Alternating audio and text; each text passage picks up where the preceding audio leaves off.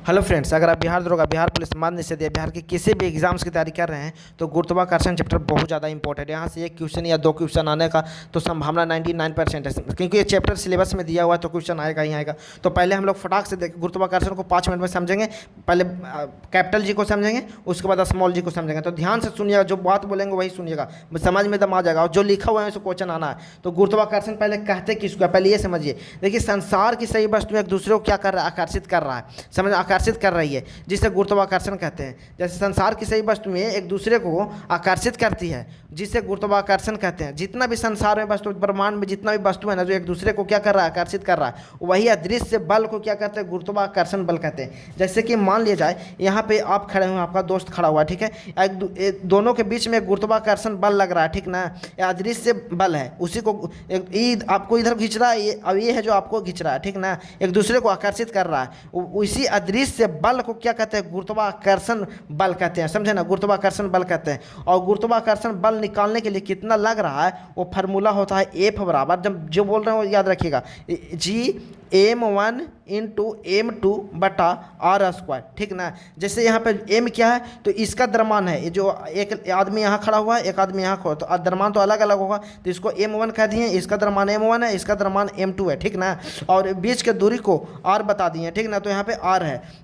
और जी क्या है, जी एक कांस्टेंट मान है, कांस्टेंट है, इसका वैल्यू कहीं भी चेंज नहीं होगा, पूरे ब्रह्मांड में चेंज नहीं होगा। जब भी दो वस्तुओं के बीच के गुरुत्वाकर्षण बल निकालना रहेगा तो जी का मान जितना होता है उतना ही रहेगा। जैसे कि अब वृत्त के क्षेत्रफल निकालते हैं, जैसे पाई r स्क्वायर होता है वृत्त का क्षेत्रफल, ठीक है। तो आपको वृत्त का क्षेत्रफल निकालना रहता है, तो मान लीजिए त्रिज्या दिया हुआ है 4 या 5, ठीक है। तो अब क्षेत्रफल निकालना है तो फार्मूला लगाते हैं ना, पाई r स्क्वायर, तो पाई का मान 22/60 तो फिक्स है। इसी तरीका से जब हम लोग गुरुत्वाकर्षण बल निकालते हैं दो वस्तुओं के बीच, तो जी का मान फिक्स रहता है, समझे ना। जिस तरीके से पाई का मान फिक्स रहता है, तो उसी तरीका से जी का मान फिक्स रहता है और गुरुत्वाकर्षण बल निकाल देते हैं सभी का मान रख के, ठीक है ना। जैसे m1, इसका द्रव्यमान 50 kg है, इसका द्रव्यमान 60 kg है, तो यहाँ पे मान रख के m1 की जगह 50 रख देंगे, 60 इसकी जगह 60 रख देंगे, और दूरी मान लिए 5, यहाँ पे 5 का स्क्वायर कर देंगे, तो F बराबर हमारा गुरुत्वाकर्षण बल कितना लग रहा है दोनों के बीच, दो आदमियों के बीच में, वो निकल जाएगा। तो इसी प्रकार से निकाल जी का मान का एक कांस्टेंट वैल्यू है, वो याद रखना है बस, और कोई काम नहीं।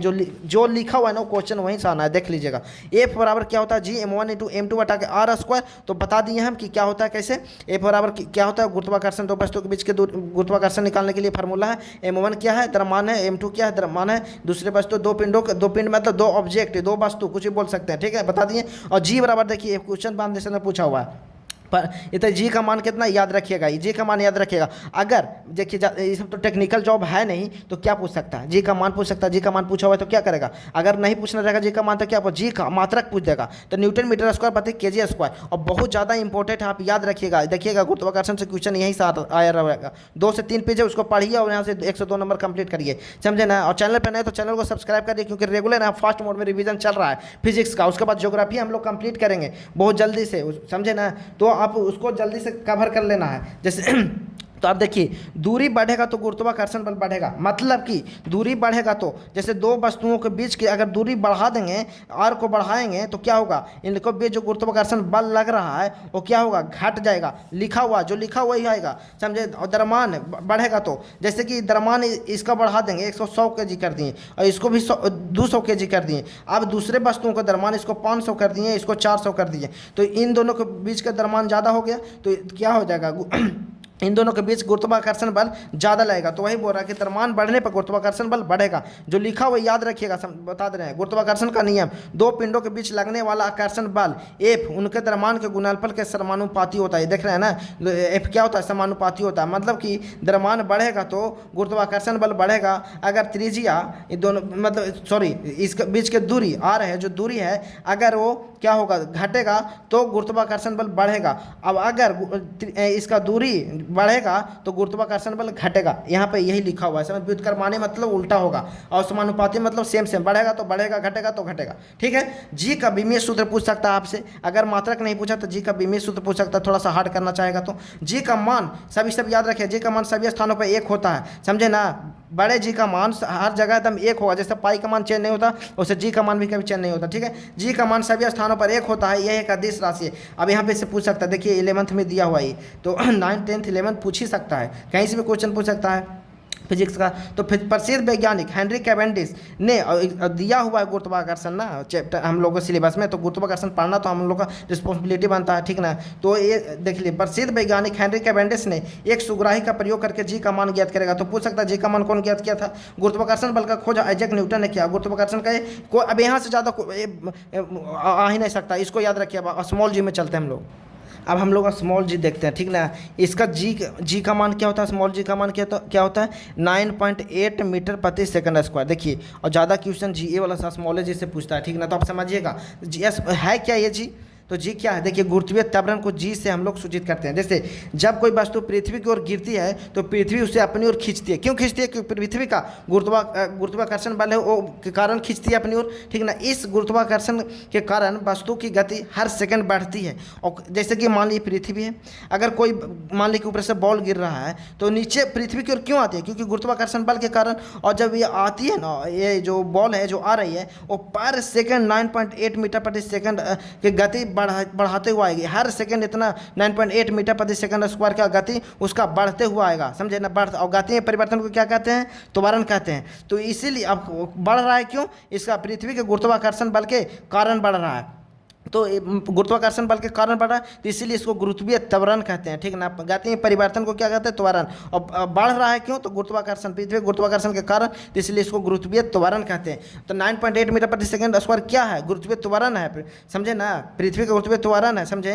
वो किसी भी वस्तु को मतलब अपनी ओर खींचता है ये, मतलब गुरुत्वाकर्षण से। तो हर सेकंड 9.8 मीटर प्रति सेकंड स्क्वायर गति तेज करते हुए आएगा। जैसे देखिएगा, अब यहाँ बॉल गिरा है तो यहाँ से हल्का धीरे आएगा, लेकिन जब पृथ्वी के नजदीक आएगा तो भान से और तेज हो जाएगा, क्योंकि 9.8 मीटर प्रति सेकंड मतलब हर बार बढ़ रहा है। एक सेकंड बाद 9.8 मीटर प्रति सेकंड, मतलब मान लो पहला सेकंड में स्पीड कितना है, वेग कितना है, तो 9.8 है। दूसरा सेकंड में कितना हो जाएगा? तो 19 पॉइंट कुछ और दोगुना हो जाएगा ना। फिर तीसरा सेकंड में 29 पॉइंट कुछ हो जाएगा, तो बहुत स्पीड में भी नीचे आएगा। तो क्या गुरुत्वीय त्वरण है ये, समझे ना। तो याद रखिएगा बस क्या कि समानता जी का मान 9.8 होता है, और जितना ज़्यादा गुरुत्वाकर्षण बल होगा उतना ज़्यादा गुरुत्वीय त्वरण होगा, क्योंकि जितना स्पीड में वो खींचेगा। मान लीजिए गुरुत्वाकर्षण बल इसमें जितना है वो 9.8 है, और जाइएगा चंद्रमा पे तो उसका मतलब गुरुत्वीय त्वरण कितना है? देखिएगा, गुरुत्वाकर्षण बल उसका कम है, इसीलिए उसमें गुरुत्वीय त्वरण कम उत्पन्न हुआ, मतलब कर पाता है कोई। देखिएगा इसका चंद्रमा पर कितना है? 1.625 है मीटर प्रति, मतलब कोई वस्तु आएगा ना तो हर सेकंड उसका कितना वृद्धि होगा वेग में? 1.625। और पृथ्वी पर कितना होता है? 9.8। मतलब कि इसका गुरुत्वाकर्षण जो बल है वो कमजोर है इसको से, पृथ्वी से, समझे ना। तो और कुछ जो लिखा हुआ ये वहीं से आएगा, ठीक ना। जी तथा जी में संबंध समझिए। जी बराबर क्या होता है? स्मॉल जी बराबर जी एम बटा के आर स्क्वायर। अगर मतलब त्रिज्या बढ़ाएंगे तो देखिए हम लोग जी पढ़ रहे हैं ना। जी जैसे यहाँ पे पृथ्वी का मतलब क्या ना पढ़ रहे हैं गुरुत्वीय त्वरण कहाँ, मतलब पृथ्वी की सतह पे मतलब कि है, तो गुरुत्वाकर्षण है, तो गुरुत्वाकर्षण के कारण ही गुरुत्वीय त्वरण हो रहा है ना। किसी वस्तु पे गुरुत्वाकर्षण के कारण ही गुरुत्वीय त्वरण हो रहा है उस पर। तो देखिए मान लिया जाए कि यहाँ पे जी है, जी बराबर क्या होता है? जी एम बटा के आर स्क्वायर, ये फार्मूला होता है। यहाँ पे एम देखिए, एम क्या हो गया? मास हो गया किसका? पृथ्वी का, क्योंकि पृथ्वी का ही ये पृथ्वी के बारे में पढ़ रहे हैं, ठीक ना। तो मास हो गया पृथ्वी का। आर क्या हो गया? इसका त्रिज्या हो गया, ठीक ना। इसका त्रिज्या हो गया, आर क्या हो जाएगा? पृथ्वी का त्रिज्या होगा। तो यहाँ पे देखिएगा पृथ्वी की त्रिज्या में परिवर्तन से जी के मान में प्रभाव। अब देखिएगा जी के मान में प्रभाव, पृथ्वी की त्रिज्या बढ़ेगा तो क्या होगा, घटेगा तो क्या होगा, ये देखते हैं हम लोग। यहीं पर से क्वेश्चन आता है एग्जाम्पल से। ध्रुवों पर त्रिज्या घटने से जी का मान बढ़ जाता है, समझे ना। अगर इसका ध्रुवों पर त्रिज्या अगर हम घटा देते हैं, यहाँ ध्रुव यहाँ, तो इसका त्रिज्या क्या हो जाता है? त्रिज्या बढ़ने से जी का मान, ध्रुवों पर त्रिज्या घटने से जी का मान बढ़ जाता है। यहाँ त्रिज्या अगर घटेगा तो जी का मान क्या हो जाएगा? बढ़ जाएगा।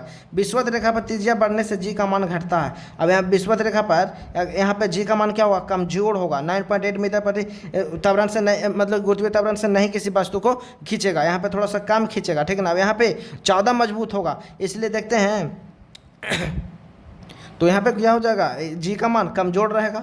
यहाँ पे जी का मान 9.8 न रहेगा, कमजोर रहेगा यहाँ पे, और यहाँ पे ज़्यादा रहेगा, ठीक ना। यहाँ पे कोई वस्तु को जल्दी से अपनी ओर खींचेगा, पृथ्वी अपनी ओर जल्दी से खींचेगा, यहाँ पे फटाक से यहाँ पे खींच लेगा, लेकिन यहाँ पे धीरे धीरे खींचेगा, क्योंकि यहाँ पे कमजोर हो जाएगा जी का मान। तो ये बोला ध्रुव पर त्रिज्या घटने से जी का मान बढ़ जाती है, और विषुवत रेखा पर त्रिज्या बढ़ने से जी का मान घट, यहाँ पर जी का मान क्या हो जाएगा? कमजोर हो जाएगा विषुवत रेखा मध्य रेखा पर, ठीक ना। इसी कारण रॉकेट को छोड़ने के लिए विषुवत रेखा पर स्थान को चुना जाता है। अब क्यों? क्योंकि जी का मान कमजोर रहेगा तो नीचे की ओर कम खींचेगा, ताकत उसको कम मिलेगा और रॉकेट आराम से ऊपर चल जाएगा। लेकिन यहाँ छोड़ेगा तो खींचले रहेगा नीचे, जी का मान अधिक ना होता है यहाँ पे, तो यहाँ पे जी रॉकेट को खींचले रहेगा तो ज़्यादा न फ्यूल वगैरह खर्चा होगा, यही बात है, समझिए। पृथ्वी की त्रिज्या तथा गुरुत्वीय त्वरण में उल्टा संबंध होता है। पृथ्वी की त्रिज्या में जितना प्रतिशत परिवर्तन होता है, जी के मान में उतना दुगना प्रतिशत परिवर्तन देखा जाता है। यह नियम 5% तक ही लागू होता है। अब देख लेते हैं घूर्णन गति पर जी पर प्रभाव। ध्रुवों पर जी के मान पर घूर्णन गति का प्रभाव नहीं पड़ता है, समझे ना। पृथ्वी तेज घूमे या धीमे घूमे, जी का मान एक समान रहेगा। 9.8 रहेगा तो 9.8 रहेगा, मतलब एक समान है। विषुवत रेखा पर जी के मान पर घूर्णन गति का उल्टा प्रभाव देखा जाता है। अगर घूर्णन धीमा होगा तो जी का मान बढ़ जाएगा। कहाँ? विषुवत रेखा पर, मध्य रेखा पे, यहाँ पे देख रहे हैं ना। और जी का घूर्णन तेज रहेगा तो जी का मान धीमा हो जाएगा। यदि पृथ्वी 17 गुना तेज घूमने लगे तो विषुवत रेखा पर जी का मान शून्य हो जाएगा और वस्तु हवा में तैरने लगेगी। जब यहाँ पे क्या हो जाएगा, जी का मान जीरो हो जाएगा, ठीक ना। तो अब क्या हो जाएगा, नीचे पृथ्वी अपने और खींचे नहीं पाएगा, ठीक है ना, जीरो हो जाएगा। तो एक दूसरे वस्तु क्या होगा, तैरने लगेगा। ऊंचाई का जी के मान पर प्रभाव। पृथ्वी की सतह से ऊपर नीचे आ जाने पर जी के मान में कमी आती है। देख लेगा एग्जाम से आएगा नहीं, यहीं से क्वेश्चन रहेगा। गुरुत्वाकर्षण वाला हम पलट के फिर दिखाएंगे कि हाँ देखो वहाँ पर क्वेश्चन आया। जी का मान सबसे ज़्यादा समुद्र तल पर होता है, क्योंकि अगर पृथ्वी से ऊपर जाइएगा तो जी का मान घटेगा और पृथ्वी से नीचे जाइएगा तो जी का मान घटेगा। पृथ्वी से ऊपर जाने पर भी जी का मान घटेगा, पृथ्वी से नीचे जाने पर भी जी का मान घटेगा, समझे ना। तो जी देखिए, और यहाँ पर समुद्र जी का मान सबसे ज़्यादा कहाँ होता है, समुद्र तल पे होता है। समुद्र तल पे हो, क्योंकि देख रहे हैं ना, पृथ्वी